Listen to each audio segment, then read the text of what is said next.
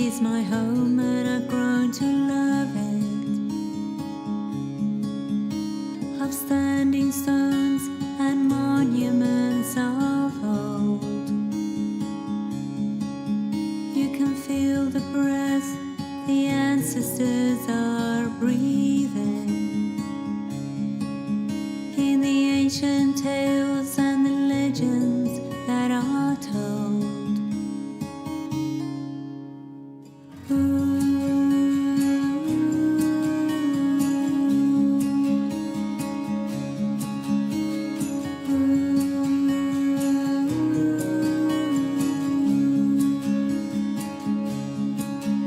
I can feel the air in the seasons that are changing,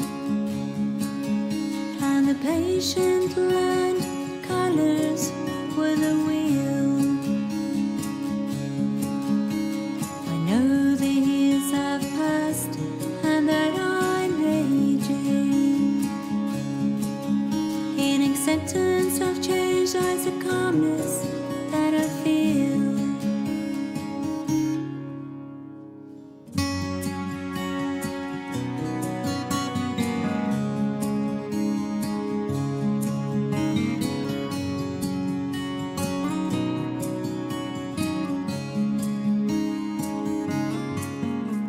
The soul of the land is sleeping, waiting for us to make that choice. If you care to know your own soul is weakened, to become one with the land that's to rejoice. I can feel the air in the seasons that are changing, and the patient land colors with the wheel. Humankind's conscience needs rearranging.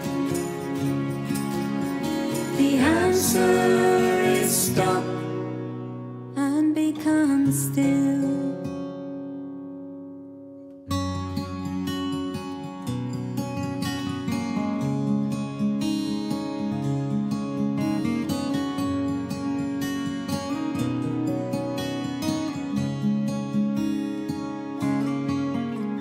This country is my home and I've grown to love it.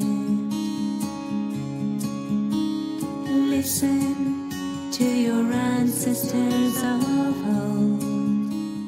Hello, my darlings. Hello. I hope everybody's well. I hope you're all good. And welcome to a Hafez Reflects Sunday recap of Saturday's event. I'm just doing this as a little recap of some of the highlights of yesterday.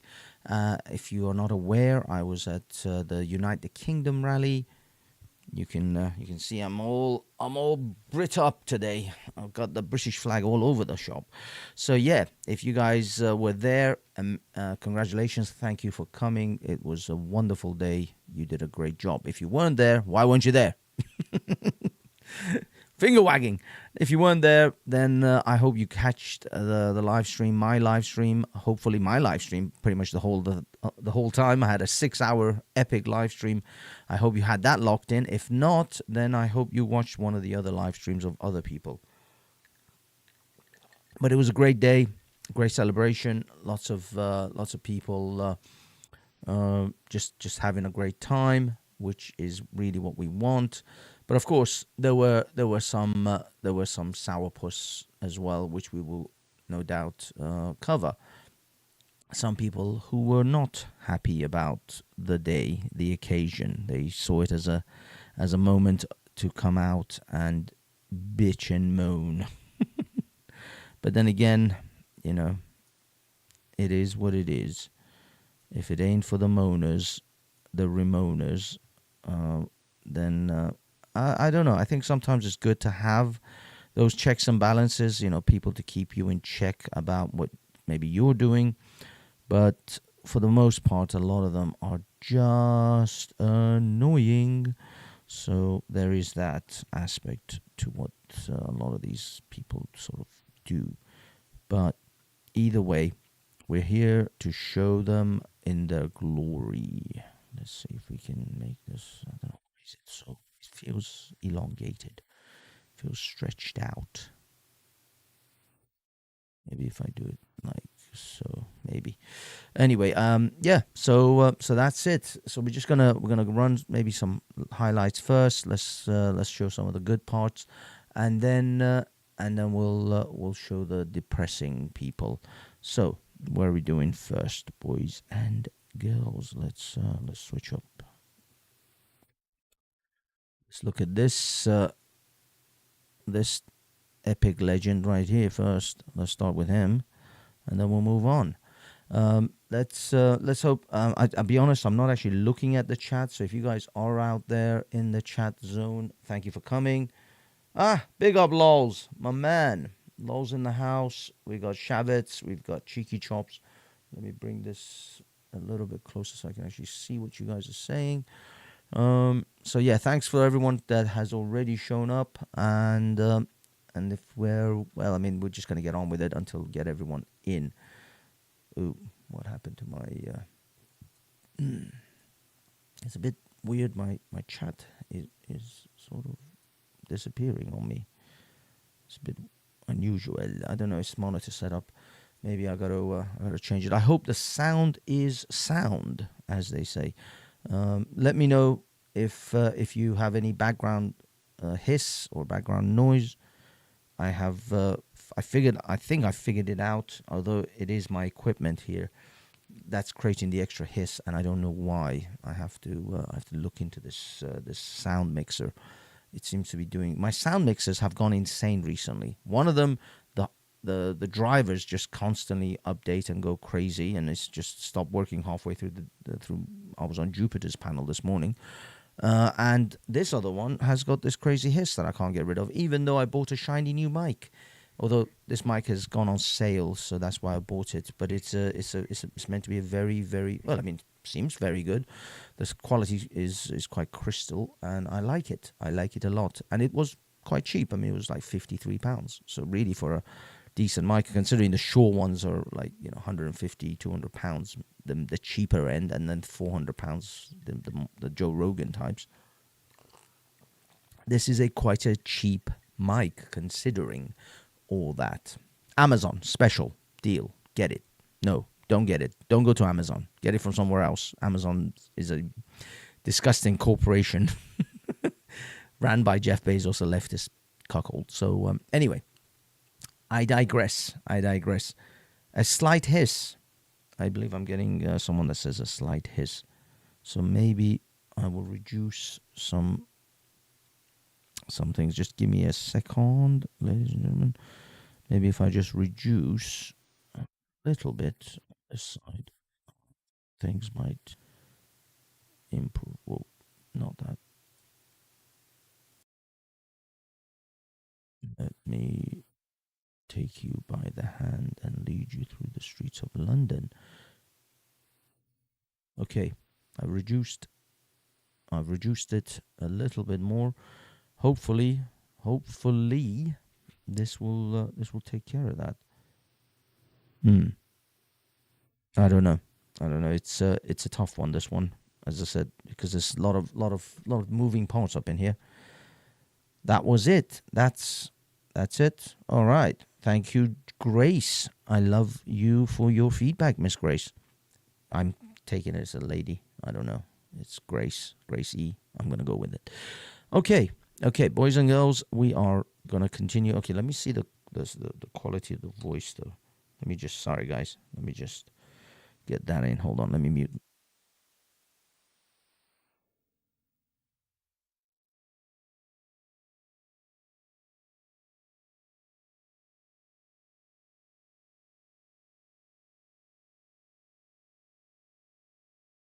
Okay, we're gonna rock and roll. Sorry guys.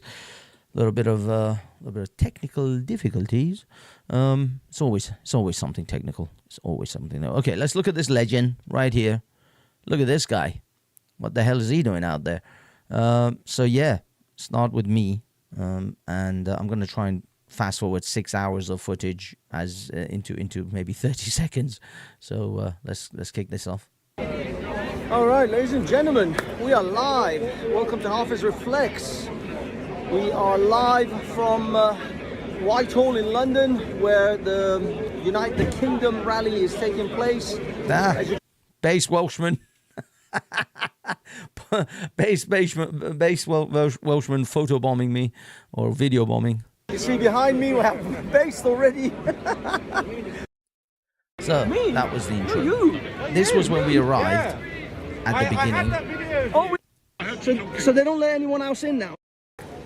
Okay, this was the long march with poor Brexit Brian, who's got difficulties walking because he's got I think hip issues. But there he was, there he was trying to come all the way down. Sorry, I've got to put the phone on mute. There he was trying to make it with us all the way down. I mean, if you follow us, you'll see poor Brian. Sid. There he is. Big up El Sid. There's. Let me see if I can actually capture him. It was on and off raining as well, which was a bit of a Are you guys bum. coming today? Where is it? It's Victoria. There it is. There's Where's Phil? Brexit Is Phil Brian. still coming with us, or did Phil Legend decide of not a to guy. come? Let me mute this. Legend of a man himself. He's been all over the country. He goes all over places where patriots are gathering, and he brings some great footage from all over the place. And this poor guy had to walk all the way, no mobility scooter, all the way down the street towards Victoria, and it was a little bit tough on him. I'm not gonna mess about. But we got there. Look, there is me waiting for Paul Bryant. There he is, still trying to make it. It took a while. I'm not joking. It took a while. But we made it. And Base was there. I was there. And we all tried to get there together. I think Phil, there was another chap, Phil. He was in a mobility scooter. He just gunned it all the way down. He just floored it.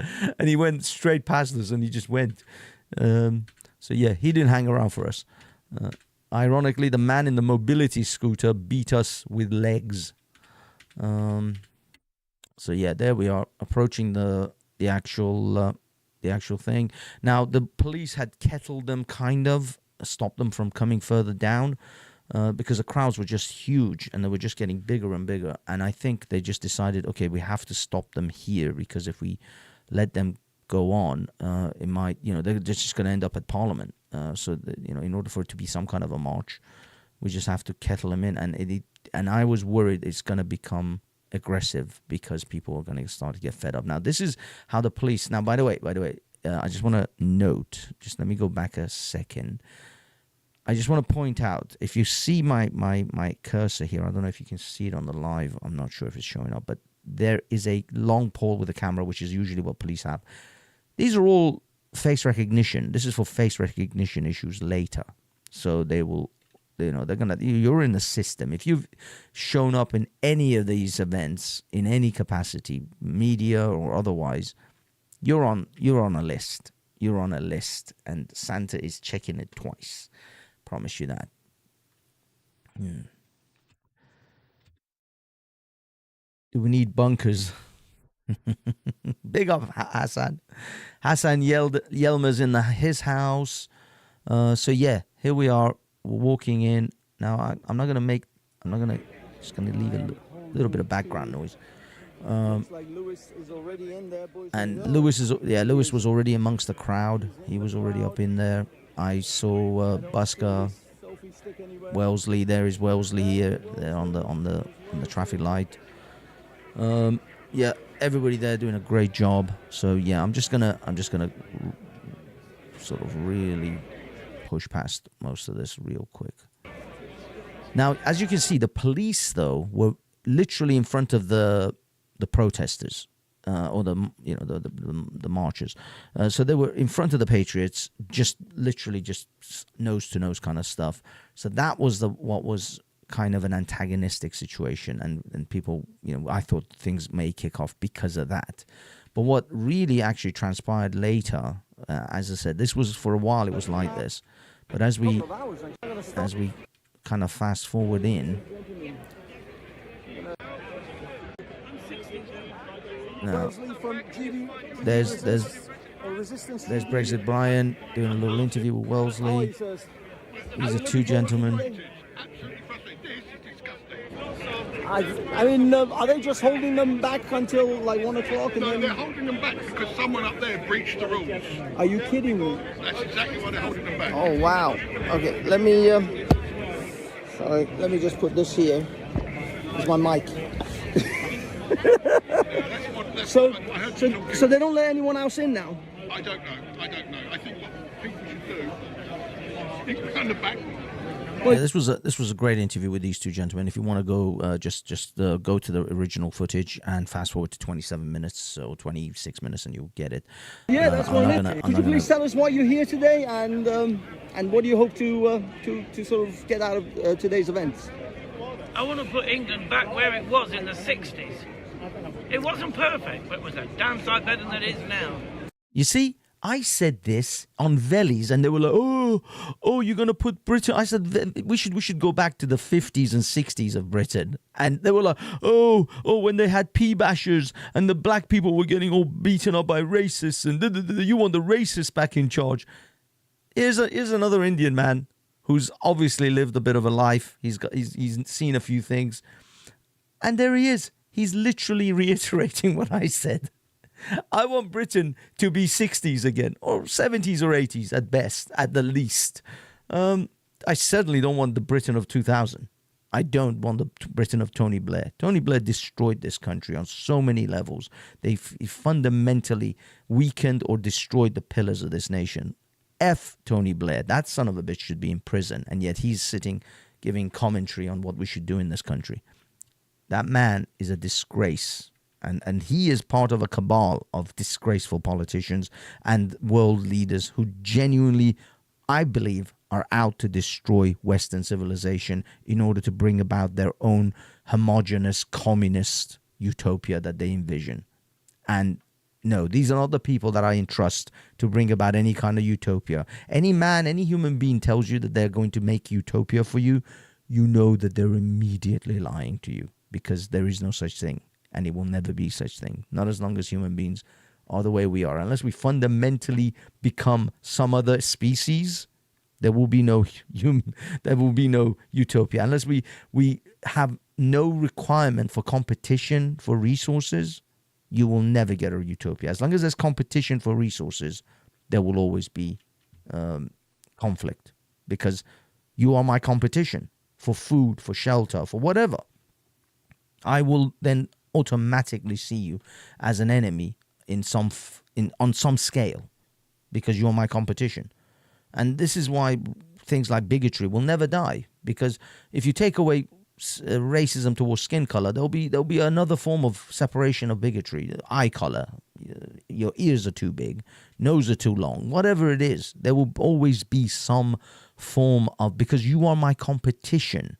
As long as there's competition, there will be some form of exclusion, because I cannot afford to feed you over my family. I can't afford to look after you over my family. I will always prioritize my group, my in-group, over your in-group. There will always be in-group and out-groups, whether you like it or not.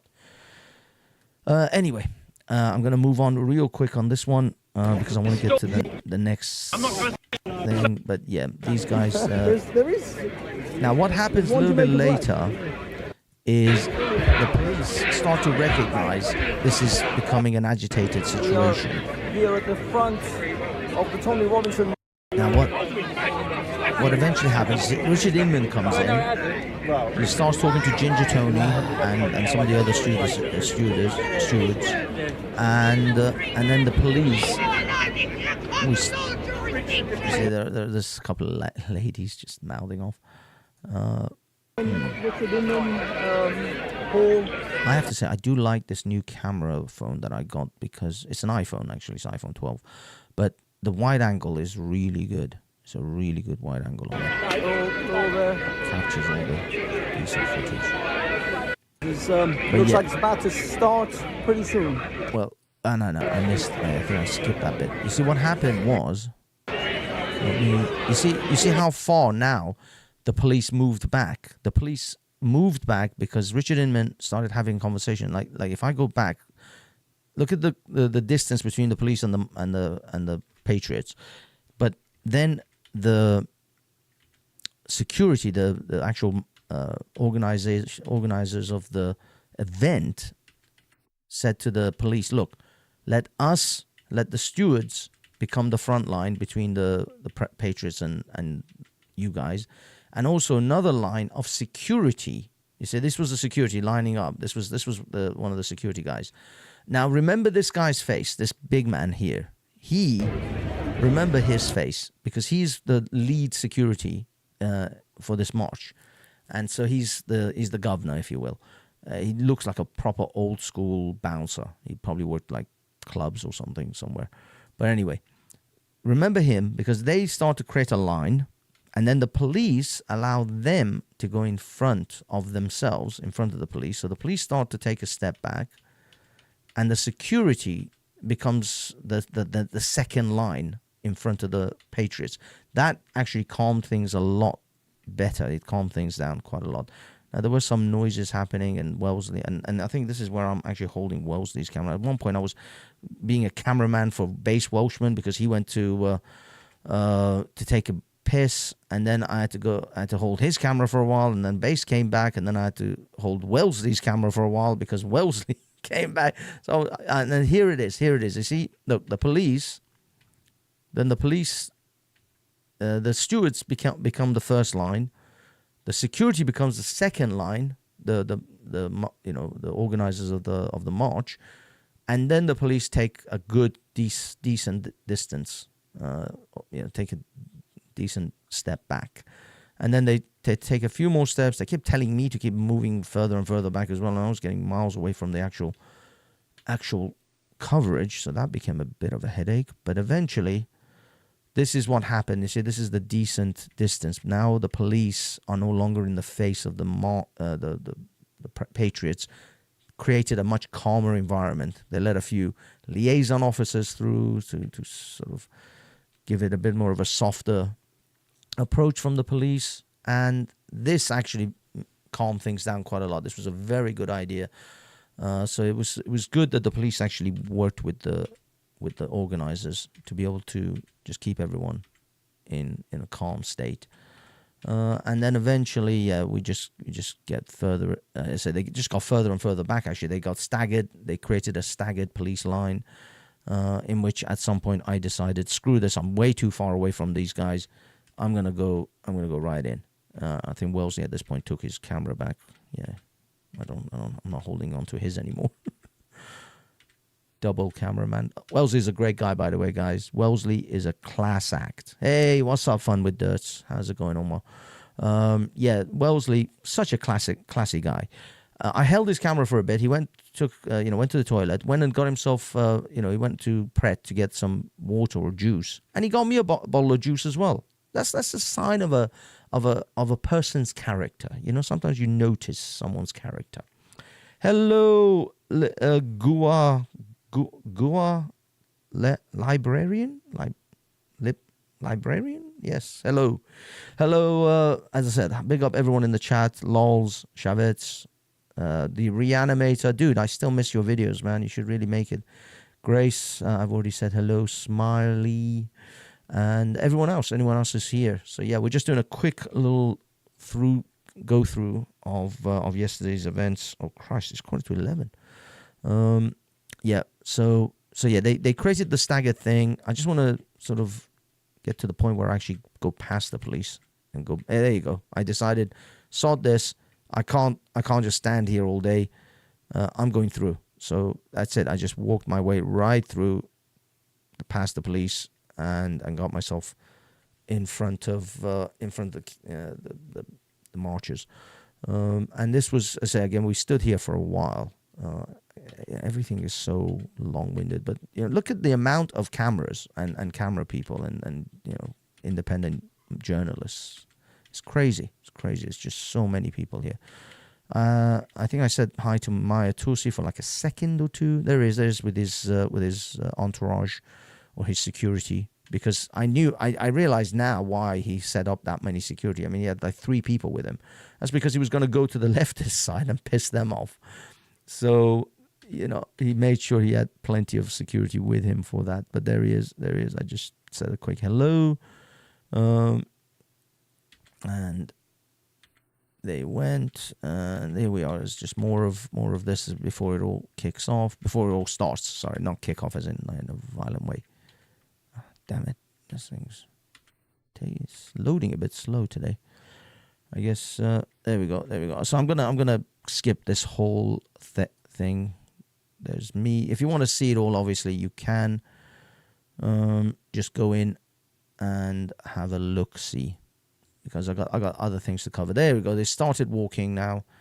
Terry's there, by the way. Terry with the England flag suit, awesome suit. That suit got us a free taxi ride to the pub. It was amazing. A taxi driver just stopped, congratulated, talked to Terry, talked to this other lady who was dressed up in British flags, and he gave us a ride to this pub that we were trying to walk to. He just said, "Yeah, hop in. I'll take you." Bam! He just took us all for free. He just got us a free ride. That suit did. That suit is well worth every penny Terry paid for it, I tell you. But there it is. Everybody's walking. They're doing their thing. So I'm just gonna skip some of this. There we go. I'm actually, I skipped it a lot because yes, these ladies which we saw at the end, they finished off. They closed off the march. Let me skip a little bit. There's so much. There's Street Mike doing his thing. Again, anyone who wants to see this, go to 1 hour 47 minutes. I'm skipping things real quick. There's the ladies, the England ladies of the carnival, I guess, sort of Brazilian carnival style. And yeah, they, they were of the middle age, I would say. I mean, don't get me wrong, they're hot, great bodies. Looks like potentially the breasts are augmented, shall we say. But it was lovely. It was lovely. You see? Awesome. British colours, red, white and blue. And they finished off the show. So we'll go back to them at a later time at the end. But that was it. And then the marches are still coming. I was walking way ahead. Oh, no. They stopped for some reason for a bit. And then they started again, and come on. Oh, that's me way ahead. Yeah, I got a little bit of, this is the cordons, they closed off, obviously, all of Westminster Bridge, Whitehall, all that area was all done. But I was walking basically way ahead of the march to try and get to the stage before everyone gets there, and I can't get through. So that's really was the plan. So, yep. Oh, I did speak to Dawn as well, who made that Tommy song. But you guys can go see it. It's somewhere at the beginning. There we are. Getting to the stage. Got to the stage. And actually, little surprise here as I go towards the stage. Actually, let me see. Am I there? Guess who? Let me go back a little bit. Look at that. Guess who? Jupiter and Hector volunteering as a steward to be stewards, and I saw them admittedly in the morning when I went to get my pass, but I wasn't live streaming then, so I didn't catch them on camera. But there they are, the dynamic duo themselves, and there's Hector. Give him a big hug, and there's Jupes. Hello, Jupes. There she is, Hector and Jupiter in his house. So yeah, they were there. It was awesome. And then I just carried on around, got to where my tripod was, finally managed to squeeze in. And there it is. There's a shot. Tommy and Diddy, best prison buddies. Jail toilet vodka for his grift. You are a bad man, Hassan. So yeah, there it is. There it is. There's the shot. I'm gonna sort of kill it at this point because the rest you guys can see. You know, it's all just march revels, just more singing, dancing, partay, more thingy, and then this is the video, and more of the people, and more speeches, and Maya gave a speech, and this 13-year-old kid gave a speech, which I don't know who the hell he is. He clearly was nervous as hell. 13-year-old. This kid is 13. He's like 6'2". Dear God. So yeah, he gave a speech. Other people gave a speech. Some Germans. This lady, she's doing a documentary with Tommy, and she's also German, and I think they're part of Pegida. Yeah, because he's wearing a Pegida T-shirt. So that's a right-wing movement in Germany. Also, obviously the AfD. Richard Inman gave a speech. I'll be honest, the speakers were not well known. I think I know why Lawrence Fox said, he wasn't particularly interested in coming to this one, because there wasn't really no real big speakers of any sort. Most of the speakers were actually unknown to most of the people. There's the thing. You can, by the way, get this video, this actual documentary, whatever they made, on Tommy Robinson's Twitter, so you don't have to sit and watch my version, because I'll be honest, my version, the sound quality is pretty horrendous with those speakers, and also the video quality is not great either. So you can get it at decent, full HD quality on there. So I'm going to skip most of this. This was a lot of interviews with the people who got arrested. Of course, Peter Lynch, R.I.P. Peter Lynch, he hung himself because he got a prison sentence for going to a protest, essentially, in Britain, never breaking a law. And yet Chris Carber, he has people marching for him saying he was innocent and or whatever. He shouldn't have been shot by the police. Here's a man who was put in a position, never committed a crime in his life, and was put in a position in which he felt he couldn't live on anymore. He literally committed suicide, whilst people are out there caping for a career criminal like Chris Carber. It's ridiculous. Ridiculous. So yeah, this is everything. I'm just going to skip a few more beats here. This documentary was really long, and I'll be honest, I don't know why they keep playing these really long documentaries in these places. Ezra Levant came down and gave a little speech as well. I'll be honest, everybody was very casually dressed. I didn't see anyone, apart from Sargon of Akkad, everyone was really casually dressed. This is some priest, Catholic priest. He's got his dog collar on. What is that? Yeah, me just showing the crowd.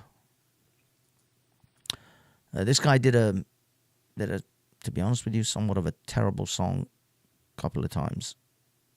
I wasn't thrilled, and the sound quality was terrible to begin with, and then they fixed it. And anyway, that was that. Then this chap did a speech. I'm not really sure who he is. And there's Sargon, the only well-dressed man out of all of them.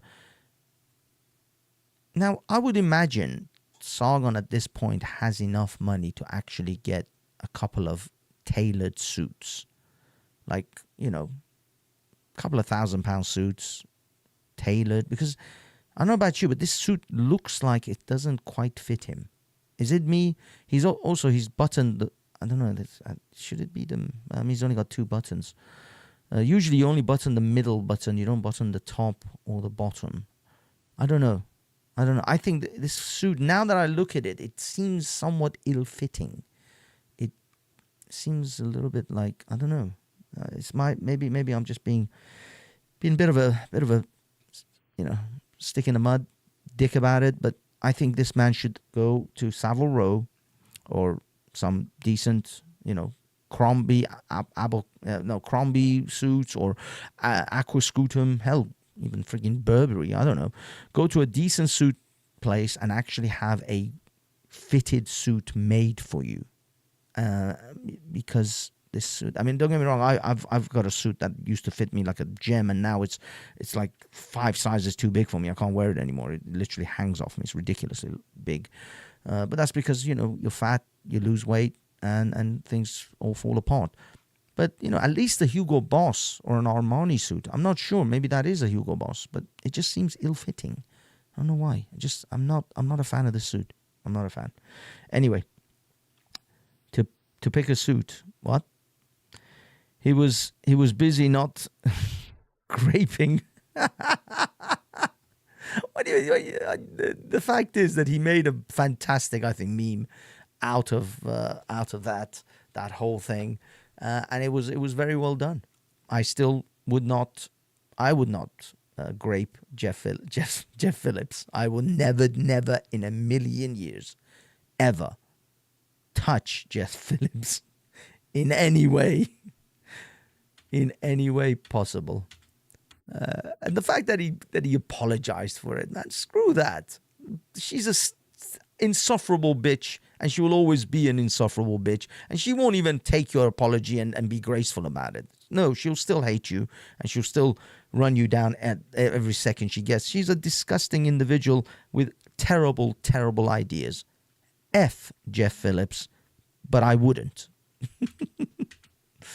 I wouldn't even F Jeff Phillips. Anyway, we're moving on. Let's just get to it. And yep, Don, this is the guy who made the Tommy song. I still think it's epic. And yeah, he did his thing. Read out a poem. These 4 girls, now admittedly, these 4 French girls, extremely fit. Definitely recommend them to be on stage, but they were actually reading out things about the fact that they were sexually assaulted by migrants in France. The fucked up thing is, the darn thing is that we're trying to send back the boat guys from here back to France, and the French are like, we don't want them. They're coming in, they're raping our women, they're assaulting our women, they're attacking our women. And the women in France are like, we don't want them. And we're in Britain going, yeah, but you're sending them to us. We don't want them. So what we should do is essentially send them to Ireland because, well, the Irish, aren't they all about equality? So we push them over to Ireland, and then they're like, we don't want them. Trying to send them back to England. The Rwanda plan would have worked. If they could get the Rwanda plan on, it would have worked. Epic and hot. Yes, those women, they're gorgeous. They're gorgeous girls. I'll be honest, these first 2, I really didn't understand. I mean, the second one, I barely understood 2 words that she said. I'm not even joking. I barely understood. Let me reverse this a little bit and give us a bit of sound so you guys can get what I get, because I couldn't understand her. But you may have also seen our response. Along with 2 friends, we created our own version.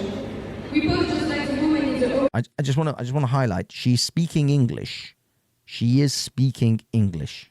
original cover, but wearing blue, white, and red dresses instead of abayas.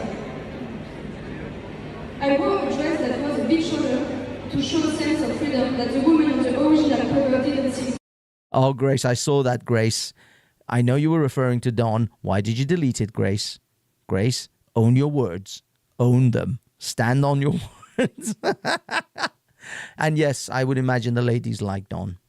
This was important to us because France is a secular country and French women are free.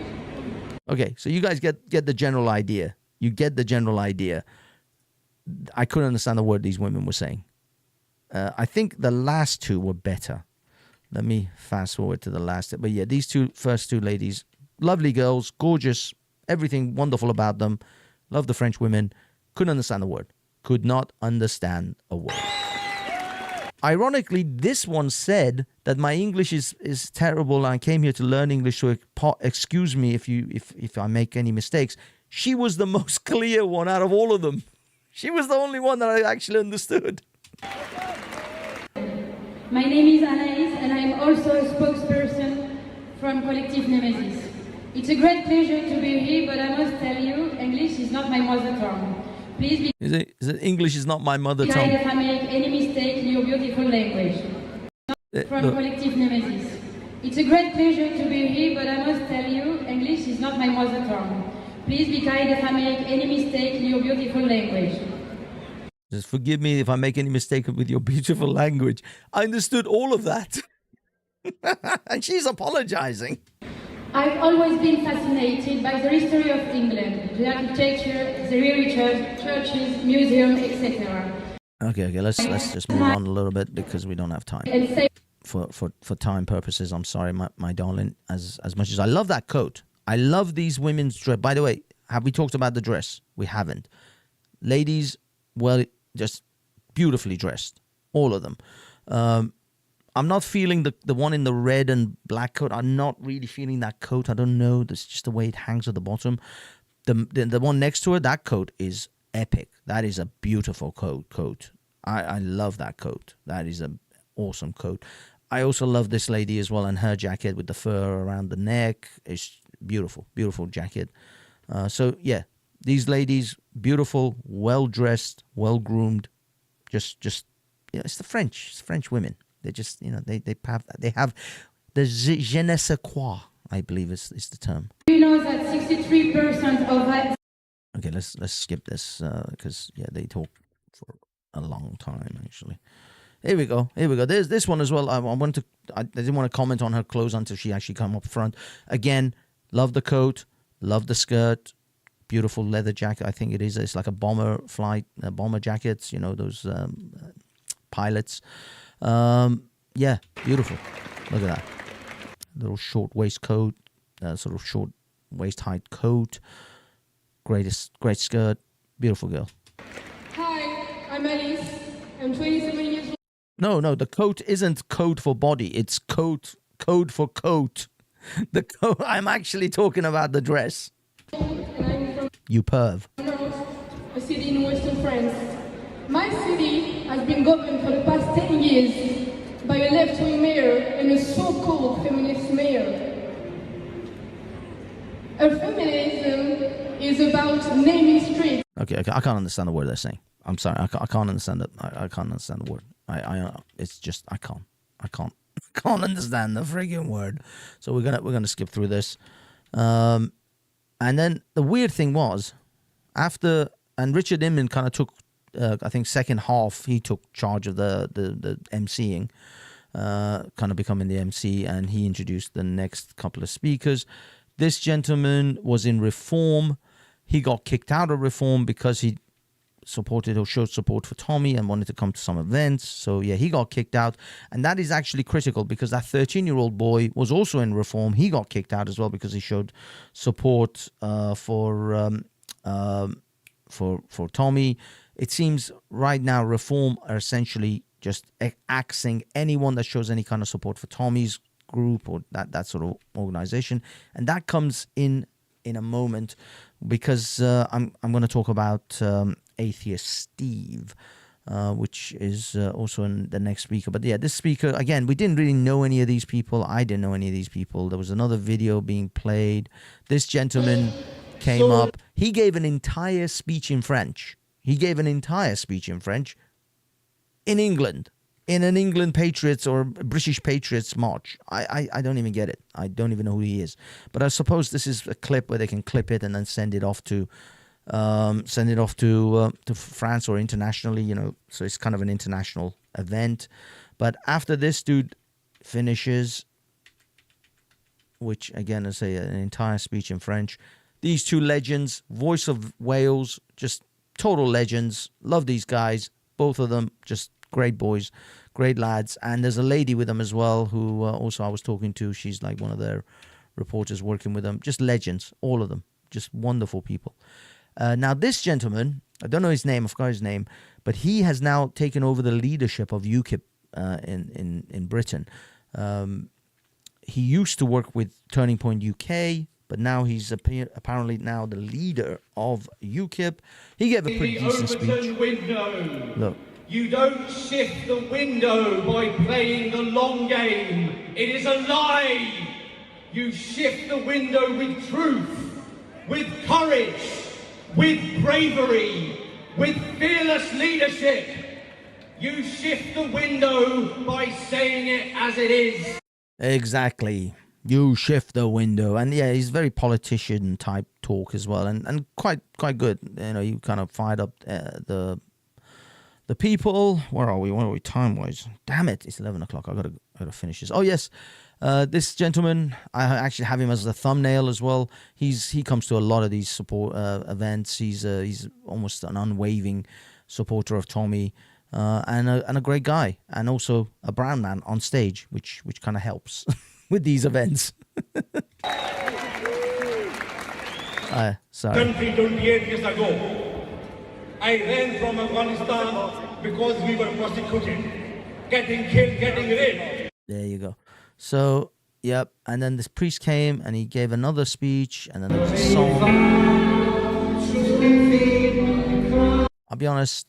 I like Ricky Doolan. He's a good guy. He's a good man, family man, Christian. But when it comes to voices, he's not the most powerful. But this girl here with the long hair and the green badge showing at the front. Let me see if I can get this one. I want everyone to see this girl a little bit better. My footage, unfortunately, because of signal issues, wasn't the best that day, I have to say. Let me see. Wait a minute. Maybe. No.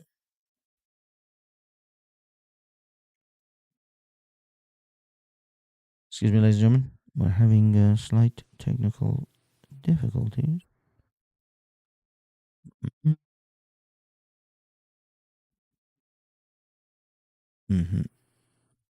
Okay, let's hope you guys can actually see this a little bit better. Now you can see this young girl to the far, I guess, left, if you're looking at the screen, with the green badge showing. Amazing sound. Now, she didn't do a solo on this one, but if you go and find my footage from the previous rally, the Uniting the Kingdom Part 2, I guess, she sings a solo. I mean, this woman is like Whitney Houston kind of singer. That gospel Whitney Houston style singing. She is that level. She is so good. This woman needs to start putting out some albums. Needs to start making some, solo records, because she is great. But then I've heard so many people who had such amazing voices, and their talent is just never recognized. Such a shame. But this girl, yeah, this one definitely. I heard the one in the middle, and she's okay. And this is the first time I heard this girl, so I couldn't really zoom in on her voice. But that girl with the long hair, keep an eye on that one. She's gonna be something special in the years to come. Hopefully. Anyway. Yeah, so they sing Jerusalem. We are great because we were built on a... Really get the crowd going. Look at that. Look at that image.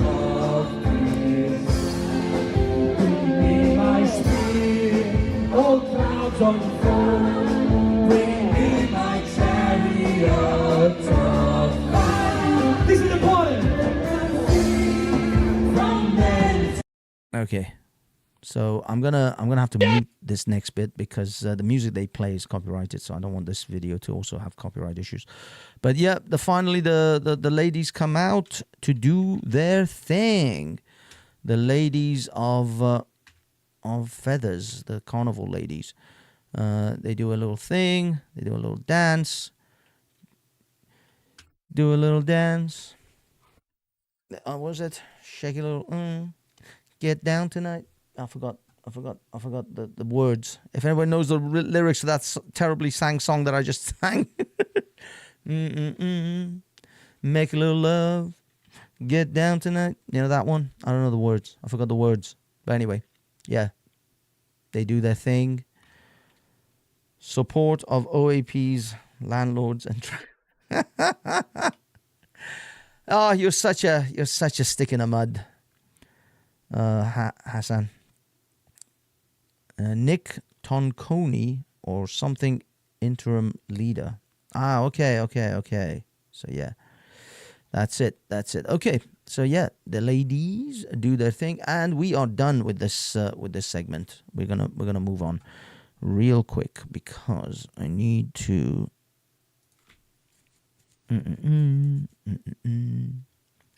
Let me change the scene a little bit. Okay, so what happened is we're gonna move to What the fudge? Oh, of course. Of course. Mr. New. And now we're going to move to the next thing, which is Andy knows. Andy No put up a lot of great little clips of this and that. So we're gonna try and we're gonna cover some of that. This was one of the clips. Now this gentleman is doing a sort of a documentary thing. He's got like 6-7 million followers on social media. I don't know which one exactly. But I interviewed him. I talked to him a little bit, which actually it was in the original footage. But anyway, he went over to the unwashed side, and this is what he. All right, let's see. Fuck off Nazis. Now this is a child that this purple and blue haired woman. Pink and blue haired woman. I mean, if you came out of that vagina, I'll be honest, it's kind of, there isn't really a lot of hope for you, is there? I mean, Danny Shines. This reminds me. Danny Shines at Speaker's Corner always talks about how we shouldn't be reproducing. That we should really, control reproduction. And when you see this, you kind of start to think maybe he has a point. Maybe we shouldn't be reproducing. Or we're certainly not reproducing without a license. I think there should be a qualifier on who can actually reproduce. And by the time, I'll be perfectly honest, when we get to a point in which we have to reproduce in a centralized system, like you have to, where you have to go to basically a government agency in order to have your child, you hand over your DNA, and then they'll grow a baby in a pod. And then once it's matured, they'll just deliver it to you. So there will be no natural childbirth. I mean, I don't know if you guys have ever, if you've seen Man of Steel in the first Superman sort of films, the Man of Steel with Henry Cavill. I say Cavill. Henry Cavill. He in Krypton, they didn't have natural births anymore. Everybody's DNA was from a set of DNAs which was held in a central location where they had birthing pods, and so everybody's DNA was absolutely scanned to be 100% meticulously clean, so they won't have any birth defects or any inheritant sort of defects, and everybody was born or created from those set of DNA codex, which was the codex that they were talking about, which Jor-El stole selfishly, implanted it into Kal-El, and then shipped him off planet. Now, I think eventually human beings will eventually reach that level in which you no longer actually allow just people like this, essentially, to produce just useless flesh pods. There will be a centralized birthing system. You'll have to go there. Your DNA will be scanned. You will have to qualify in order to be able to show competency in raising a child to become a decent human being, and then you'll be granted a child in several months. I don't see any other way. Because these natural birthers. This is what you get. Look at this. This woman has handed her child a sign that is not only incredibly out of place for a child to hold in the words that it has, it is also bad grammar. F of Nazis. It's off. It's double F. This woman doesn't even have good grammar to swear properly at the Nazis. I'm not even sure if that's Nazi spelled correctly. I got to check that one. But we know that this is bad grammar, and she's immediately teaching her child not only to swear, but to have bad grammar too. How just wrong on so many levels. Just wrong on so many levels. Now let me flip this for you guys so you can actually see what I mean. If my fat head was in the way, I just noticed I was hiding some of this. Yeah. How is that? How is that even, how is this woman allowed to even raise Such a child with such bad grammar. That's just wrong on so many levels. But yeah, this clip has gone viral, obviously, and I mean, look at this poor child. Poor child. She's just. I mean, I can see in a weird way though. You know how children or teenagers rebel against their parents' way. I can see that this child, by the time she's 14, when she becomes rebellious, she will become an ultra-conservative. Can you imagine in about 5 to 6 years' time, this kid will be at a Tommy Robinson rally rather than the Stop Fascism rally? Because she'll go the complete opposite. Oh, please stop calling it a woman. Yeah, that's true. I have to apologize. I don't know this person's pronouns or gender identity, so I have to concede that I don't know her gender identity. I could be getting it wrong. Legitimate child. No, I'm not talking about the child, Hassan. I'm talking about the mother. I'm talking about the mother of the child. When I say lady. A woman. I'm referring to the mother of the child. But nevertheless, yeah, it's terrible. It's absolutely terrible. You look at this. Look at this. I mean, let's be honest. These people should not reproduce. I mean, there's not even really a doubt about this at this point, is there? Is there a doubt about the fact that some people should not pass on their DNA? There's a pool of people that we really shouldn't allow to reproduce. Whatever, man. Whatever. You guys may or may not agree, but I still think that once reproduction becomes a centralized system in which you have to go get a license and then go through rigorous testing to be approved, the world will be a better place. But of course, that's just my opinion. And okay, this was a whole host of other crap. Now then there was obviously the unwashed were. Look at this. Look at this.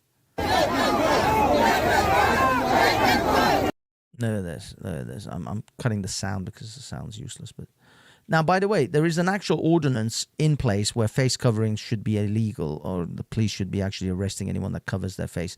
By the way, look at the contrast between what I showed you with the Patriot side. No one had face coverings. Everybody was in a pleasant, happy mood with just, a community sort of feel, a family-friendly feel about the whole thing. Patriots coming out for the love of their country. And look at these lot. Look at these lot. And this is their thing. This is the other side. And these are supposed to be the good guys. These are the Avengers of this particular game, of this particular movie. These are the good guys, supposedly. I never, call me crazy, but I'm always suspicious when the good guys look like this. It just doesn't instill good guy feeling to me. I mean, don't get me wrong. I know superheroes like Spider-Man and Batman cover their face for because they're doing essentially vigilante work. So they are technically criminals, but I don't get that feeling with these lot. I don't get the feeling of good guy. If I saw one of these people walking down the streets, I'm not thinking, oh, I'm going to be safe because this man has covered his face in a keffiyeh or a rainbow hoodie. Just doesn't instill safety in my feelings. But what we are going to critique or discuss is Mr. Steve of Southall, because a little bit disappointed, Steve. I'm going to be honest with you. I should have come down to Speaker's Corner if I knew you're gonna throw this kind of verbiage at the rally, because I just think it's a little bit disingenuous, and that it's not. This is something the left does. You shouldn't be one of those guys. And I know why Steve doesn't want to be associated with the Tommy crowd, because he's associated with Reform, and anyone that's with Reform, if they are associated with the Tommy crowd in any way, they're going to get kicked out of Reform. And Steve, I guess, doesn't want that. He probably wants to run for the next political office that they have available with Reform. So he kind of kept himself in the outskirts, and he did record. Steve did record him being Maya Tusi being hounded by the leftists, because he was on the leftist side recording that. But also he said he apparently went over to the other side as well just to have a look. But anyway, this is the disingenuous part that I'm a bit disappointed with, Steve. 9% Again, Steve, I'm not angry. I'm just disappointed. greatness of what Because I don't know if you're going to be able to focus on this, because this element is the leader of an organisation called Patriotic Alternative, whose name is Mark Collette. Now, if anyone is going to tell me that's an innocent man, that's not a racist man, that man's not an ethno-nationalist, I'd like to hear you. Okay, that's the statement Steve made today, making out as if Mark Collette was welcomed at the event yesterday. No, he wasn't. In fact, if you see that picture, which I think I have to see if I can find it, though, because I didn't have it ready for the stream. I should have got it ready for the stream, I apologize. But if I can find it, I will show you. The fact is that Mark Collette was he turned up at the event, but he was not welcomed at the event. In fact, he was talking to, in that very picture that Steve was showing, he was talking to the lead security guy, which I said to you guys to remember at the beginning of the stream. He was talking to him because the lead security man approached him and told him he cannot come to this event. He cannot be at this event because that event, that his ilk are not welcome at these events. This is not a far-right ethno-nationalist event. This is an event that welcomes all. So, yes, we have far-right people showing up to these events all the time. We've had the leader of, what's it called, on one of the Al-Quds Day, famously and I've confirmed this with Buska, the leader of National Front, which is a prescribed organization, but this man was like the former leader of National Front, I guess, showed up in Al-Quds Day trying to join the Jewish Israeli side, and he was subsequently kicked out of that side, and then he went and joined the Palestinian side against the Israelis, because the far right just want to get in and get their agenda pushed, because they despise pretty much everyone on both sides, and they're ethno-nationalists. They are assholes, and no, they were not going to be in this march, and this is why I think what's it called, Steve. Sorry, I'm just going to search for this. Steve pointing this out, or pointing out, Mark Collette showing up at the rally as being very disingenuous, because this guy was not invited, so he was not welcomed in any way at our event. Now you can see, I think this is actually some of the pictures of them. Hold on, let me see if I can open it in another tab. I think they did show up to try to promote their bollocks at Parliament Square, but they were not allowed to come into the actual event. Although the event, as I said, it all stretched right out past Parliament and everything as well. So yeah, they were there, but these were not welcomed at the Tommy event. These people were not going to be welcomed at that event in any shape or form. So, yeah, as far as them showing up, we can't stop people from showing up. You can't. This is so disingenuous by the left, as well as what Steve is saying. This is guilt by association.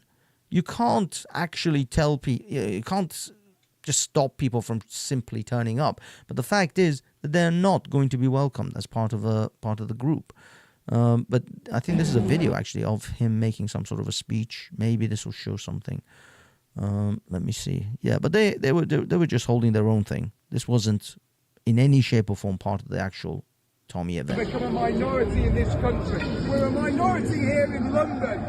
We're only 37% of the population. But you see, they're at Parliament Square. That is not where the stage is. That is not where, the Patriots, the Tommy Patriots, are addressed, are told to go towards. It's going to spill out to this area when everybody shows up. But this is them doing their thing, nothing to do with us.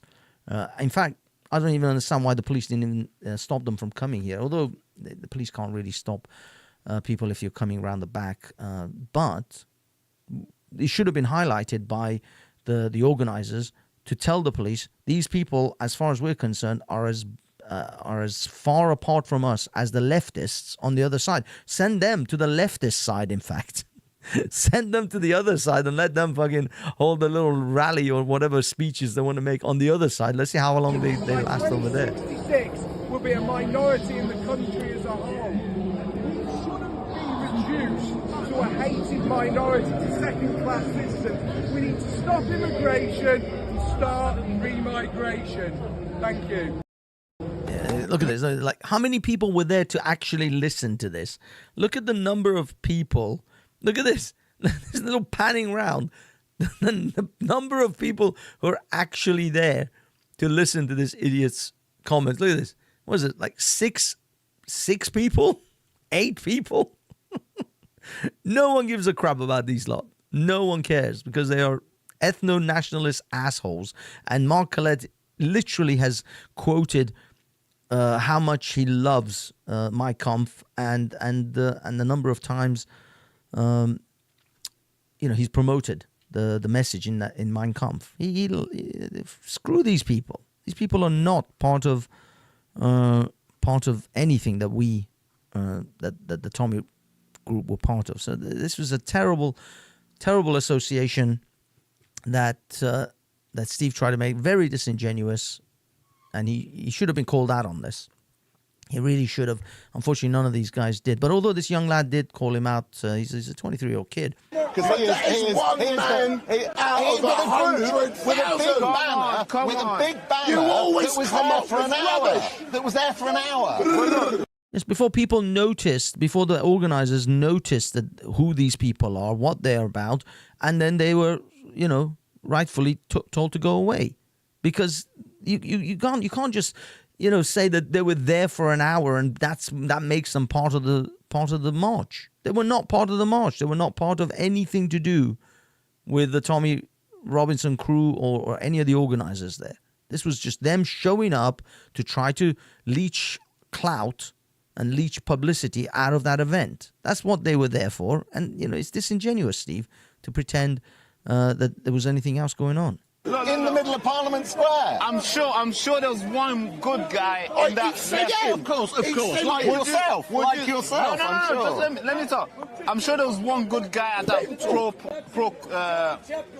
counter-protest rally. I'm sure there was one good guy. Would you say that whole group was a good people? No. No, right? So why are you focusing on one person that was at the There you go. That's good. The guy at least called Steve out a little bit. Look, I will say, I am to answer your point. I am sure there was probably a fair significant majority of people on the side that you are on who are good people. Fair, for nearly everyone there was a perfectly decent human being, working class patriots who just care about their country, not from all categories of social ladder as well as races of people. There was literally a plethora of just different people from all different categories of the social sphere. But no, I mean, to Steve, it's just like... But the funny thing is, Steve, you were at the counter-protesters' site. Were you an Antifa sort of hate not hope person? Well, I mean, you were there. So can we just classify you as an Antifa now?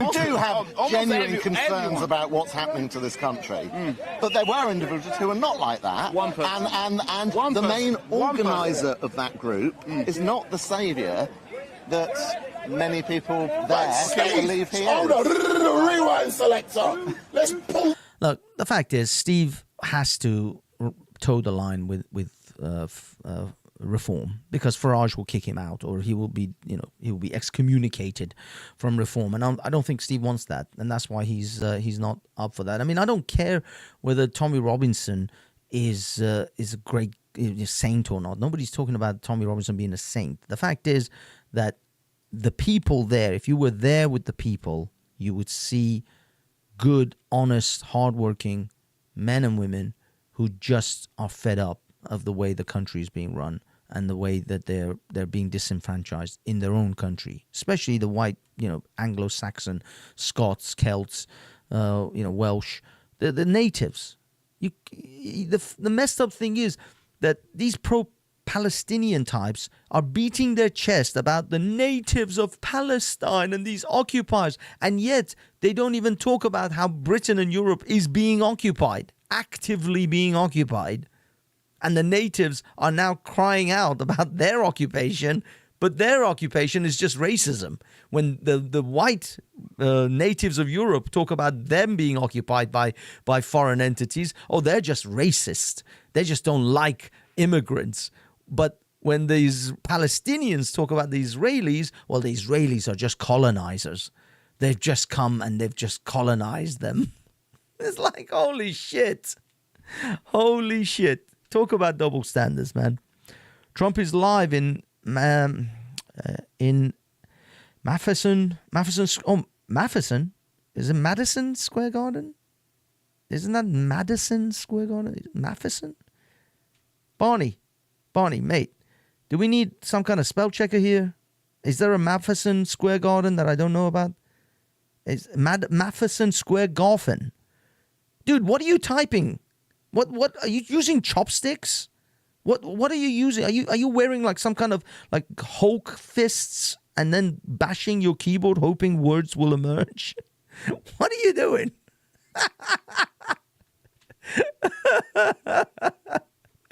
It's like, what the Trump is live in Matheson Square Garden.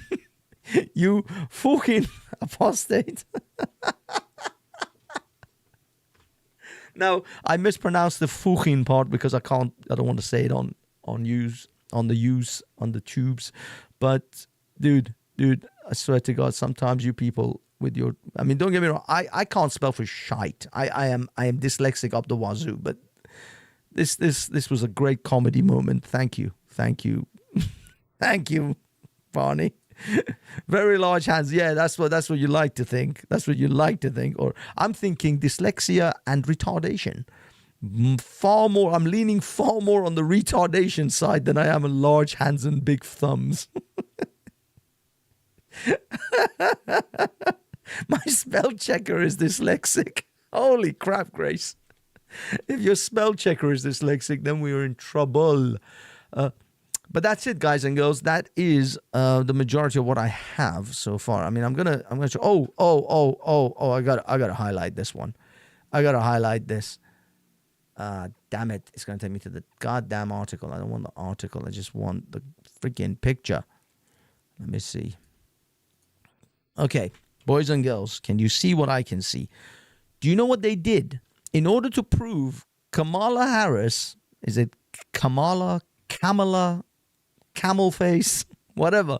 In order to prove Kamala Harris worked at McDonald's, the leftists have photoshopped her face onto a deceased Canadian lady. This is what literally the tweet reads.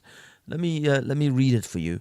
It says here, some Democrats and pro-Kamala Harris influencers have been sharing a viral photo purported to be proof Harris worked at a California McDonald's, but the photo is a doctored image stolen from the memorial page of a deceased Canadian cancer victim. Holy crap! Holy crap! What is wrong with these people? They took a dead woman's picture and docked it and photoshopped Kamala's face onto it just to make out that she worked at McDonald's. Like anybody gives a crap if Kamala actually worked at McDonald's. Nobody cares. Nobody cares. It's the fact that Donald Trump used it as a beautiful, genius marketing scheme in order to simultaneously troll the living crap out of Kamala and create a massive media storm about him working at McDonald's for 15 minutes.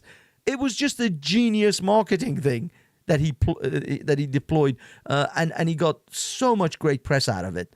Even the leftists were giving him good. I mean, it's to say all press is all news, all attention is good attention, right? But the fact is that it wasn't that anybody cared whether Kamala actually worked at McDonald's. It's the fact that the way Donald Trump trolled the crap out of her and was just amazing about how he managed to bring that about. That's what people care. Nobody gives a crap if Kamala worked at freaking. If Kamala actually worked at McDonald's, nobody cares. Nobody cares. You insane people who went and took a dead woman's photo and defamed it by, or desecrated this dead woman's memory by putting Kamala's face on it. You people have issues. You have issues. Dear God, dear Lord, this is the shit that we have to deal with the left. Okay, there was I don't know. I mean, I know that Alex Stein posted a bunch of stuff. They spelled Kamala's name on the. Look at this. They spelled Kamala's name on the auto cue as Koma La Harris. Koma La. I don't know who the. This must have been some kind of voice to text shit. They must have used some kind of voice to text to write this auto cue speech, and the automated AI just read it as Koma La. God damn, you can't make this shit up. You cannot make this shit up. It's fantastic. Yeah, Alex Stein, by the way, Alex Stein, Pimp on a Blimp. Great guy. I've done one show with him. I've done a couple of shows actually on his live streams, and one from London, a pre-main show. Go check that out. And this is the other side. This is the good guys. These are the good guys of this story, kids. Not the patriots on the other side. These are the good guys. These ones. Queer lander. I don't know. I couldn't read that fast enough. This was the pro-Palestinians in London. This was the pro-Palestinian. I'm sure Hamas just loves all this shit. I'm sure this is right in line. There's nothing haram about this whatsoever.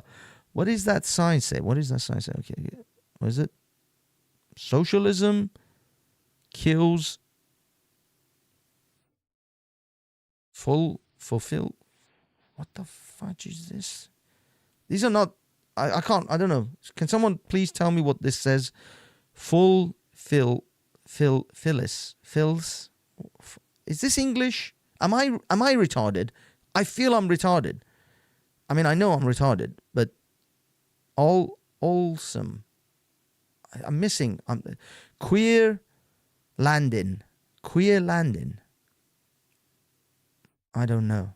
I must be. I'm demented. It must be me. I'm just stupid, right? Because that stuff, none of that actually made sense to me, on any level. And it's got to be me. It can't be them, surely. Oh, here's another one. Friggin' awesome. Look at this. This leftist insane person. And by the way, these other people there, this black lady with the dread type hairstyle, all that, I think they're leftists as well. They're holding like leftist protest signs. And this insane white woman, this is the problem with like leftist white women. They think that they have the privilege to do any shit they want with zero consequences because they mostly get away with it, because most men just let them get away with it because they want to fuck them. Let's be honest. They want to fuck them.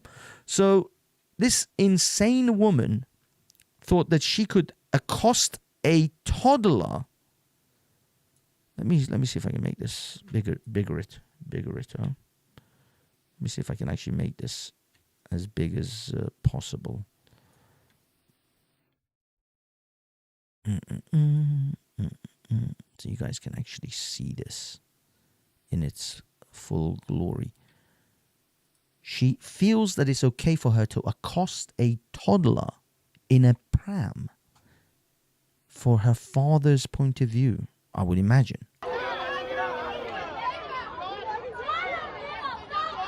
Look at this shit. But look at that black woman. That black woman, and I'm sure she's on her side politically. She immediately like, what are you, insane? What is wrong with you, you fucking demented white woman? Look. The black woman immediately like steps in. And look, she's holding a Harris Waltz sign. So she is a Democrat. She's going to vote for Kamala. She's holding a Harris Waltz sign. She's a lefty Democrat voting individual. She is not on the right in any way. She even like, what the hell are you doing? Because there is still an element of normalcy left in this woman. There's still a spark of common sense and decency left in that woman. She hasn't fully become retarded by the leftist mantras and leftist ideology. So because of that, she immediately recognizes a grown-ass woman yelling at a toddler is wrong. You don't do that. And she steps immediately in. Look. What the hell are you doing? Back the fuck up. And look, she's telling her to go away. The white woman is ignoring her. She walks around and then continues to accost the man holding the toddler. Still continues being aggressive and hostile towards a man with a toddler. You insane fucking nut jobs. That's why the left is losing. And God willing, Allah willing, in fact, Allah and Buddha willing, Donald Trump will be the next president of the United States. Oh my God, I've got so many. Hijab. I've got so many. I'll be honest, I don't have enough time. It's coming up to midnight. We're the terrorists. You mock my hijab. You curse my prophet. You insult and use my scripture. You step on, spit, and burn my holy book.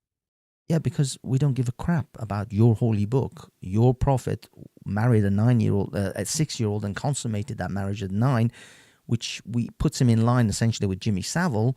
And your book literally tells people, your lot, to kill people like me, apostates, non-believers, the kafirs, the najest. So yeah. What I want to know is, why are you speaking English in a Western country still? If you care about your book, your prophet, and your hijab, there's a place for you. There's lots of places for you. Algeria, Morocco, Egypt, Saudi Arabia, Arab Emirates, Qatar, Kuwait, Iraq, Iran, Pakistan, Afghanistan. Need I go on? Syria. Need I go on? There's lots of room in lots of places that you could be at, love. I don't think we need you. Trust me, you will not be missed if you go. Oh my goodness. Retardation is huge. Oh, this one. This one is friggin' just the most awesome. Let me see. Can I bigger it? I can't bigger it. Can I bigger it? Let me see. Can I make this bigger? There we go. Okay. Look at this. This Pakistani Muslim preacher, a Pakistani imam in Italy. This man resides in Italy, although you would think he'd be in Pakistan. A Pakistani imam in Italy gave a sermon saying that every Muslim should fight the infidels or face catastrophic consequences. The next day, Italian Prime Minister Giorgia Meloni personally requested for him to be deported. He had lived in Italy for 30 years and was a permanent resident. Based. Oh my God, this woman is based. Look at this. Look at this hot, based Italian woman. She immediately became more attractive to me after this. I read this. She became even more attractive. I mean, she's attractive, but became even more attractive. I would like you to have my babies. Oh my God. Oh, I love it. I love it. We need this. These are the kind of politicians we need in this country. Any asshole that dares to think that they can just talk crap about this country, immediately Shamima Bingham them. Immediately. Shamima Bingham them right away. Please. Okay, guys, there's one other one that I want to find. If I can find it, it will be awesome. Just give me a second. Let me see if I can get it, because I think I did sort of reply or favorite it or something to it. Let me see. Oh, shite. I don't think I did. Bugger me. Bugger me, bugger me, bugger me. What is this? Oh, yeah, this was another one that I wanted to show, but let me come back to that one. Is it? Damn it.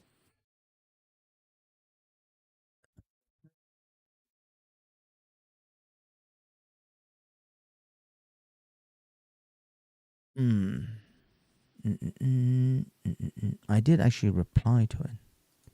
Ah, there it is. I did reply to it. So some people are writing to me. Okay, whatever.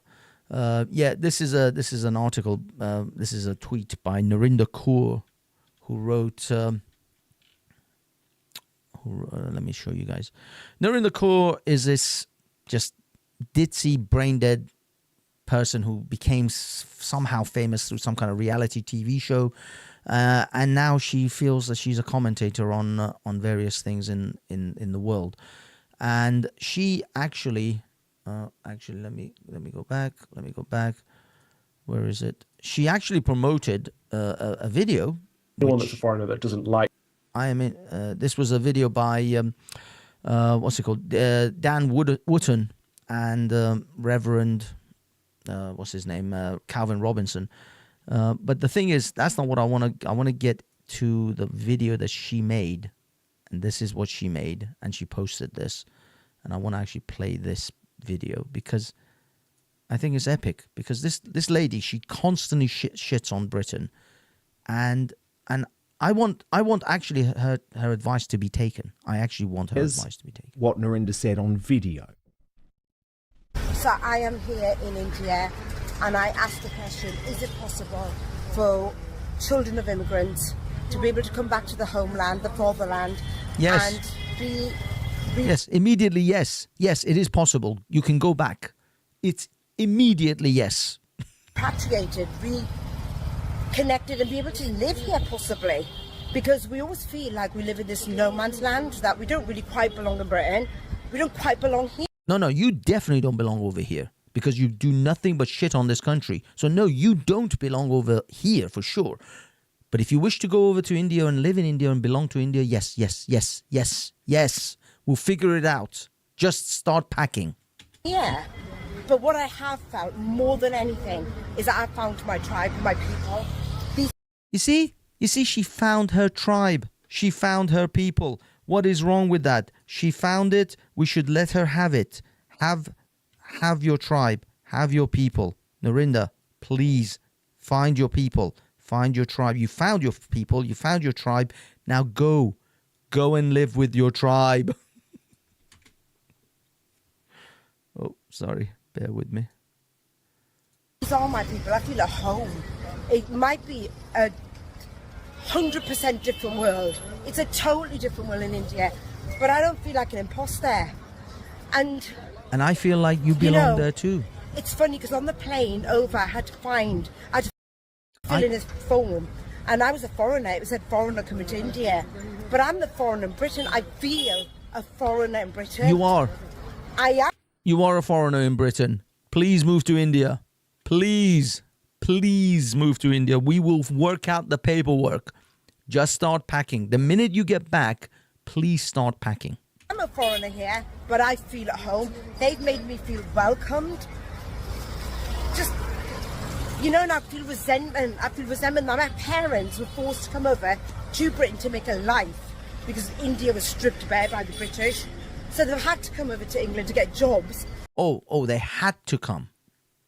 I don't think they had to. I think that a lot of people didn't come. A lot of people didn't come from India to Britain to make a life, and they made it work in India. I think your parents just quit too quickly. They really did. They should have hung in there. And here I am now in England, where a country that doesn't really like brown or black people, and you don't. And I've spoken to foreign students here, like the ones I spoke to from Congo. I said, have you actually experienced racism? No, nothing. I've seen every nationality here being welcomed with open arms. By the way, India is rated as one of the most racist countries in the world. Categorically. If it's not number one, it's always in the top three. Obviously these polls are taken on and off, so India can shift sometimes, but it is rated the number one, if not the top 2 or 3 nations of the most racist countries in the world consistently. But no, listen to Narendra when she tells you it's just a welcoming place. And also, India is also rated as the rape capital of the world. So I'm sure Narendra will avoid all of that during her wonderful life in India. Welcomed from Britain, and they said we don't want to come to Britain. We've heard they beat up our people. I agree. In fact, spread that rumor globally. Tell everyone, do not go to Britain. They are going to beat you up. Do not come to Britain. In fact, I want you to promote that idea. Say it loud and say it clear. Immigrants are not welcome here. We've heard they don't like us, and actually our country is doing great. So that's what I've experienced. Go, please, Narendra. Please, I am begging you. I personally will pack your bags. I will box up your shit and get you a man with a van to move that shit to India. I mean, I think we could, guys. Who can I just get a show of? I don't know. Let's say a number 14. No, that's a bad number. That's a bad number. That's associated to certain other connotations. Okay, let's get a 10. Let's get a 10 for anyone who would volunteer to pack Narendra Kaur's shit and help her move to India. Just we only got a handful of people here, so let's just get a baseline. Who would be willing to help Narendra Kaur and her family? In fact, the whole family. I'm throwing the parents too. Move back to India. I got one here. Anyone? Bueller. Am I talking to my? Is this thing on? Not getting many volunteers, people. Maybe there's a delay. Okay, someone put a 14. No, change it. Don't put the 14s. We don't need the 14s. Okay, there we go. We're getting some. I can arrange a van. There you go. Dan can even arrange the van. We have people. We have resources at our disposal, Narendra. We will gladly help you move. I mean, Father Calvin Robinson, Narendra Kaur lives one of the most privileged Western lives in the UK, and she loves the freedom that she has been granted as a result. What do you make of her video? Firstly, I was quite worried when he said Narendra Kaur has gone viral again. I'm thankful that she's got knickers on this time. But in regards to... Now, for those of you who may or may not know, there was a incident in which I think Narendra Kaur wasn't wearing any underwear with a short skirt, that stepped out of a car, and paparazzis were taking photos, and apparently someone got an upskirt photo of her that kind of went viral. Disgusting. I will say it. It's not. This is a terrible thing. But wear some underwear, love. Wear some underwear. It's especially if you're going to some celebrity event. I mean, first of all, what is with women not wearing underwear when they have skirts on? What is that a thing? Is that a trend that I don't know about? Why don't women wear underwear with short skirts? That's insane to me. First of all, I don't like not wearing jeans without underwear. That's crazy. I never go with this commando nonsense. I always have underwear on, and in fact, my underwear has to be 100% cotton. Because any polyester combinations have chafing. It's a long story. I don't want to get into it. But the fact is that I always have underwear. Why are women not wearing underwear? Getting into cars and then trying to get out, knowing that paparazzi are going to photograph them, and there may be an unseemly moment. What the hell? What the hell? She's for the streets. Hey, man, Buddha, I'm all the way. With the crooked Buddha here. She belongs to the streets, maybe, baby. Her video, I agree entirely. Good for her. She's finally decided that she's not British. She's been going on for so long. I'm British, I'm not Indian. Now she's decided that she is Indian, and if she wants to be repatriated, good. And when she was saying, the Indian people were saying they don't want to go over to Britain, they feel like they're more at home in India, good. This is what I mean. It's like she's saying something that we should all be ashamed of or bad. When Indian people are going, no, I don't like going to Britain. I feel it's racist and I don't think it will be good. Amazing. Thank you. Thank you. Let's spread that message far and wide. Yeah, don't come to Britain. We will treat you like shit. Please stop coming. Britain has far too many Indian people. Britain has far too many people that are not British. Britain needs to close its borders and adhere to British values for British people, for a British country. I personally think I think India is a bit of a dirty country. I wouldn't want to spend a lot of time there. I would be worried about my belly. But if that's somewhere that she wants to go and live, fantastic. Do it. Go. There you go. It's clear we all share the same sentiment. The funny thing is she then wrote this. Wow. What have I just watched? The disgrace of Calvin Robinson and everything he says here. The disgrace. As some men of the cloth casually remarking about on my knickers is disgusting misogyny. It was misogyny, apparently, what he said too. The fact that he made a comment about the fact that you didn't wear underwear and then got upskirt shotted by a paparazzi. Yeah, but him pointing out making a light-hearted joke about it, that's misogyny now. Every fucking thing. You see, feminists, you destroyed the term misogyny because you overused it so much, just like the left using Nazi. Nobody gives a crap about calling Donald Trump a Nazi anymore. You destroyed these terms which had value. And you by the way, you're doing it to racism, you're doing it to misogyny, you did it to misogyny, you're doing it to Nazis, you're doing it to all of the things that, I mean, to be perfectly honest with you, they're slowly doing it to even, I don't want to say PDF files, the Jimmy Saviles. They're making those terms kind of irrelevant slowly. They're not, because, I mean, it's still a term that sticks, and it's pretty harsh, but the fact they're overusing those terms now on the internet all the time. Everybody's a PDF. So, yeah, it's getting crazy, man. It's getting crazy. Anyway, discussing misogyny. Secondly, saying India is dirty, the UK has shit in our waters, mate. And thirdly, you will never, ever be able to deport me. British born, get used to it. And I wrote, and this is where some people replied to me, Shamima Bingham is also British born. Never get too comfortable, Miss Cole. And admittedly, some people have replied to me saying that no, Shamima Bingham was born in Bangladesh. I don't think she was. As far as I understand, Shamima Bingham was born in Britain. But anyway, that's what they're saying. So anyway, there it is. He's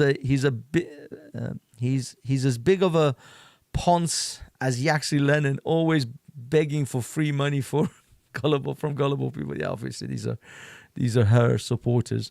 But yeah, Miss Kaur, never get too comfortable. You can always be Shamima Bingham. We know that, right? We know that. It happens. I'm appalled at what he said. Oh, she is now... This immediately victim complex as well. Immediately gets the victim complex about the fact that... You said it in your video, in your own words. You want to move to India. You want to be repatriated. We're just saying, yeah, sure. We'll help. We're offering our services. No one actually said anything bad about it. You said you don't want to live in Britain. It's a terrible racist country, and you want to go back to India.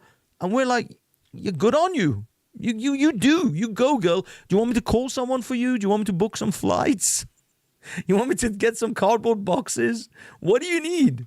Just do it, girl. Don't talk about it. Let's get this party on the road. So yeah, that was my last thing. I think that's it. Oh yeah, and these were some of the images, obviously from yesterday. Again, I just want you guys to see the contrast between the images from from the unwashed left. These are the unwashed left, and these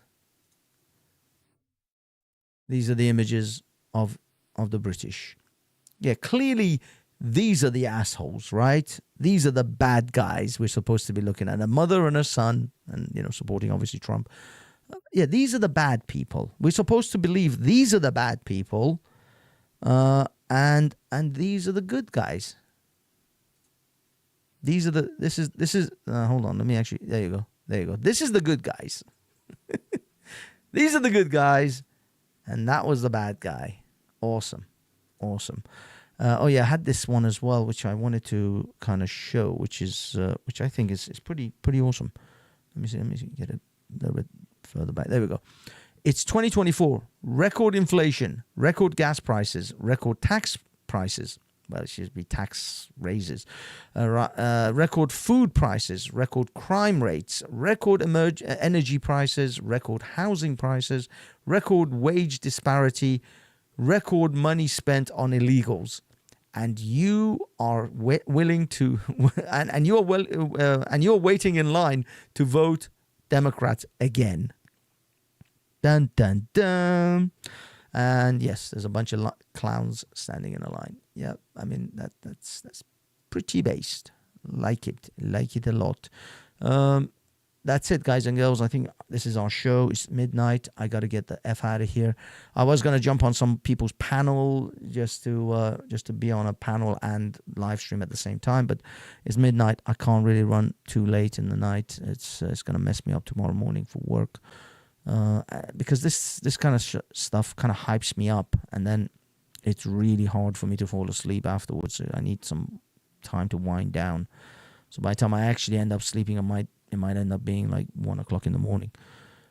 But there's just so much. There's so much stuff. I retweet or like things just so I can find them again afterwards. Oh yeah, Maya 2C.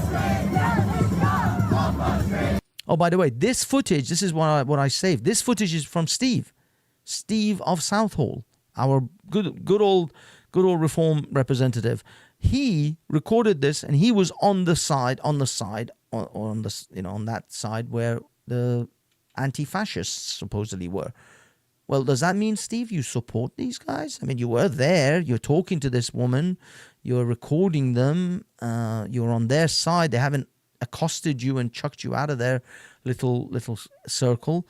So if that's the case, then are you on their side, Steve? Just like Mark Collett happened to be at Parliament Square on the Tommy side, and you're trying to smear the entire movement as if Mark Collett belonged there. So do you belong here? Same questions could be levied at you, my good sir.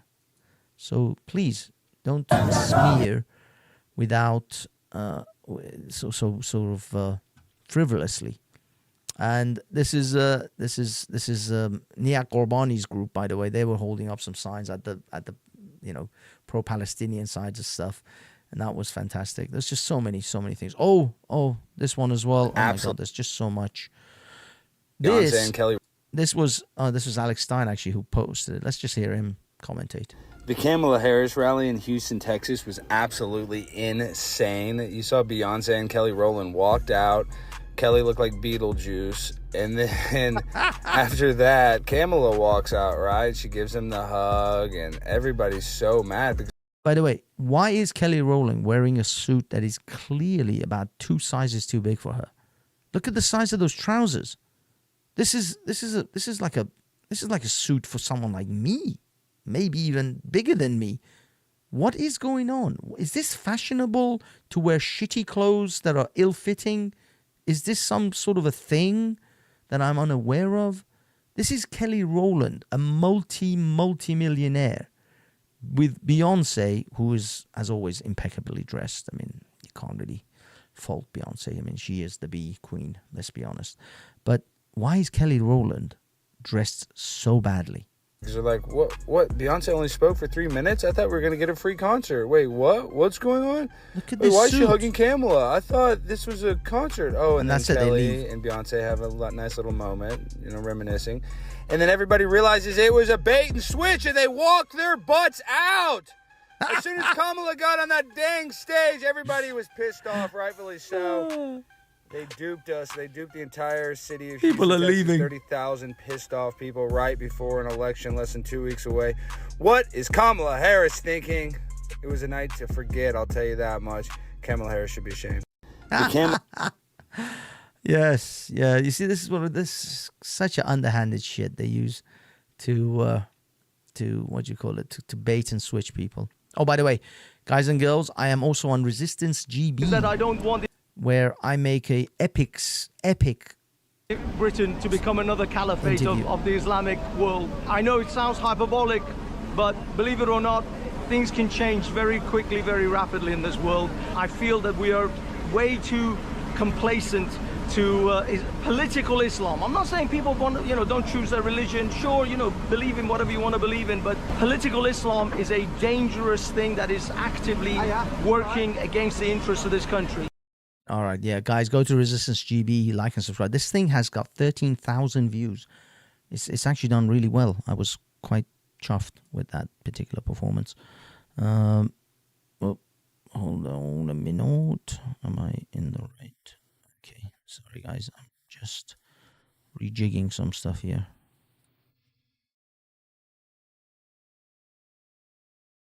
So yeah, that happened. That was a thing. And I believe it was a good thing. So yeah, go to Resistance GB, check out my video, my little interview there. That's getting a little bit of viral aesthetics to it. It's going a little bit viral, but it's all good. Oh my God, this is gold. She's okay. Let me see, what is this? It must have been good when I saved it. I don't know what it is. I'll be perfectly honest. At this damn point, this a full-fledged comedy fucking movie.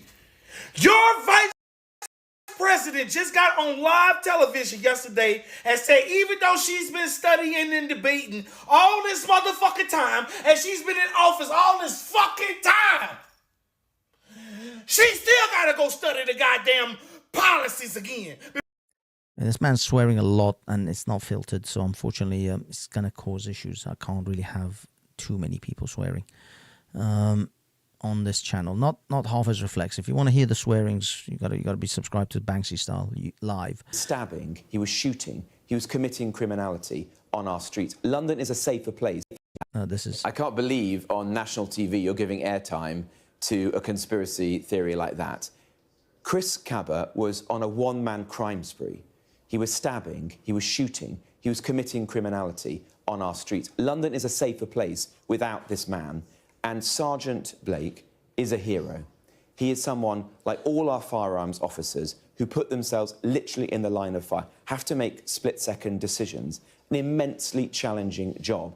His name has been dragged through the mud. His family is now, I believe, in hiding as a result of a bounty being put on his head. We should be doing everything we can to support him, enable him to get his life back together, to return to active service, if that's what he wants.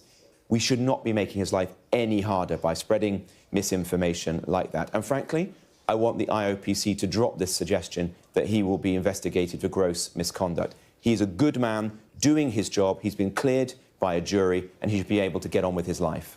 Something is broken when a part of our community feels that that was an assassination and... but it wasn't an assassination. But that's my point. Something is broken. I disagree. I think feels that way. There is a reflection on that man, not on the police. Sergeant Blake has just gone... He was representing... Sergeant Blake has gone... the black community. He was here to talk about... I don't know if he's representing anyone other than himself. The fact is, if Chris Carver is a representative of the black community, then the black community is in the shit.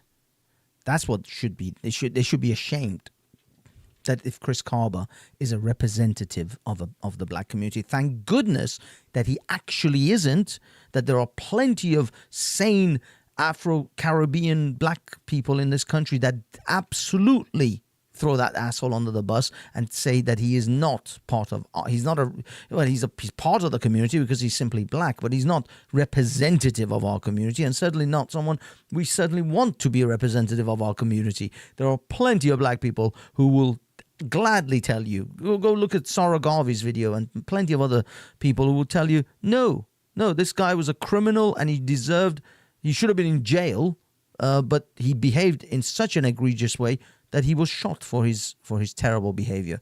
And yes, it's the streets of London are safer, one inch safer than they were before this man was taken out of society. So I'm sorry. No, he does not represent the black community, and those who pretend that he does, they themselves should be ashamed of themselves. Why is the black community always praising the worst elements of your community? Or at least these loudmouth leftists are constantly caping for the worst people in your society. These are not people you should be proud of. You should be caping for. Just F them. F them. They're not part of your community. Excommunicate these assholes from your community immediately. Anyway, moving on. Are we done? We're done. It's 12 minutes past. Islam is a religion of peace. Apparently, Islam is a religion of peace. Guys, I can't really go into my Twitter feed too much. Sometimes in Twitter, things get a bit rowdy. And you really can't show too much of the tweets. So, guys and girls, we are done. We've done way too much Oreo. Christ, I'm running up to 2 hours here. 2 hours is insane. Guys, thank you for showing up. Karma, big up in the house. The saying. You play with fire, you get burnt. Exactly. F around and find out. F around and find out. That's how it is, man. F around and find out. And I believe Chris F'd around, and he very posthumously found out. Guys, thank you so much again for coming. It's been awesome. I'm gonna wrap this up for now. Try to do more live stream. Keep it locked into Hafez Reflects for live streaming on the streets of London. And now I'm gonna make a small channel statement for those of you, because I've had a couple of hundred new subscribers. So thank you for those new subscribers. By the way, I'm sorry I didn't thank everyone at the beginning of the stream, but thank you for everyone who's subscribed to this channel recently. There's one real critical sort of statement in the sense is that the majority of the show, the live streams, are going to be from the streets of London. This is a street reporting type of a channel, essentially. I want that to be the core. But when it comes to my shorts, I'm keeping those for my own crazy, stupid antics. So you will probably see a lot of shorts that are kind of different from the main channel videos. You know, the channel videos are going to be streets of London, patriotic events, protests, speaker's corner, that type of stuff. But my shorts, I'm reserving those and I'm using them to my prerogative. So you will see shorts that will be crazy and just nonsensical, stupid gags or trolls or whatever. So I'm gonna keep that in the shorts department. But the rest of the videos, the long form lives, the short form clips, I'm gonna try and keep them all mostly based on protests and patriotic events and just generally of that theme, and some Tommy stuff, some reform stuff, and whatever else in between, political conservative type of stuff. So that's it, really. That's our show for tonight. Thank you everyone for coming. Have a wonderful night. Have a great Sunday. Have a great Monday if you're at work. Yeah, keep it locked into Hafez Reflects for you for the street stuff and some possibly off the wall shorts. And go to Spanksy Star Live if you wish to see, let's say, the other stuff that I do, the more unhinged things, and certainly more for the adults than for the children. Anyway, thanks everyone. Have a wonderful evening. We are going to play us out. What are we going to play out with, Jimmy? What are we going to play? Unfortunately, I don't have any actual British anthem that isn't copyrighted. So I'm just going to go with another track from The Children of the Sun by our very own Speaker's Corner, PC Barnes. It is his band is called Willow Wolf, and the album is Children of the Sun. You will find it on Bandcamp, I want to say. Christ, I forgot where I bought it from. Yeah, you find it in all good online download places, places you can buy it. I think it's Bandcamp. It's Bandcamp? I'm pretty sure it is. Anyway, I'm going to post the name. Google it, look it up, give PC Barnes some love. If you can afford it, buy it. It's only a few quid. And give PC Barnes some love. We're going to play this out, boys and girls. Thank you so much for coming. Peace. And free Tommy.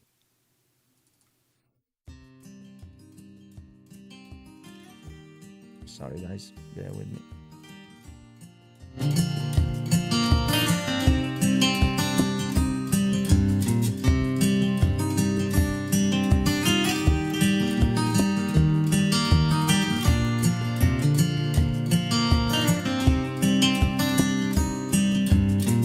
Forests of green, man is seen by his eyes, he cannot see. Forests I've seen, the man of green with my eyes I have seen. Remember what's told by the ancients of old, they made a wish for the good of us all. Light a candle in tune by the phase of the moon and make a wish for us all.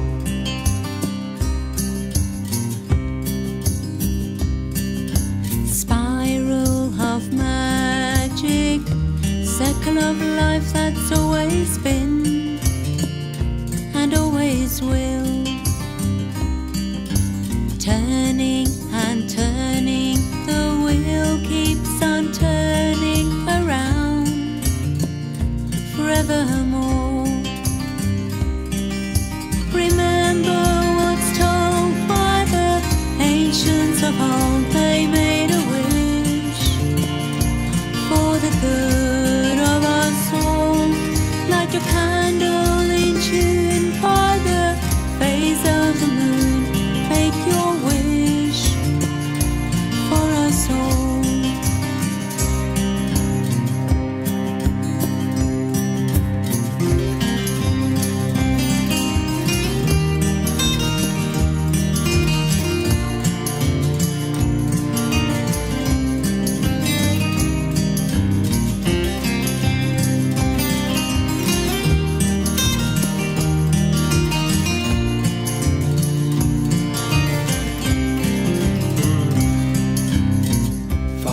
Green,